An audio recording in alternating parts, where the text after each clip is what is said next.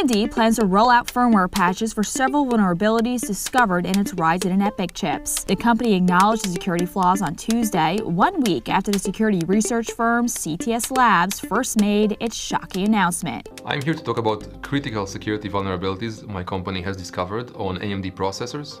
An announcement that led to this. Many protesting the way CTS Labs created a so-called security circus, referencing the way they released their discovery to the public just 24 hours after notifying AMD. So that made us wonder, what is the proper protocol upon such a discovery? Well, come with me now as I head to the offices of Cybereason, based in Boston. This is a security software company. The mechanism through which these vulnerabilities were disclosed was a little bit unorthodox. Usually when vulnerabilities are disclosed, there's deep technical analysis that is attached to the disclosure, right? So there's a description of the vulnerability, there's a description of the mechanism, and there's a description of how that vulnerability was exploited.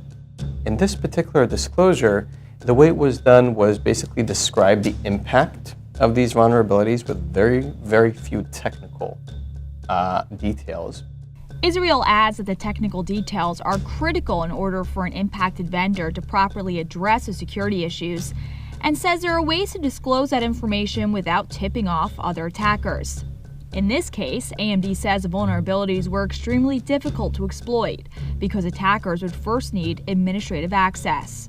Regardless, Israel says it's time for a new approach to security. We need to have a security architecture in place that looks in depth in the organization. An attacker doesn't usually, out of the blue, all of a sudden have access to an enterprise endpoint with very high privileges. Something led to that, and things will happen from that point on.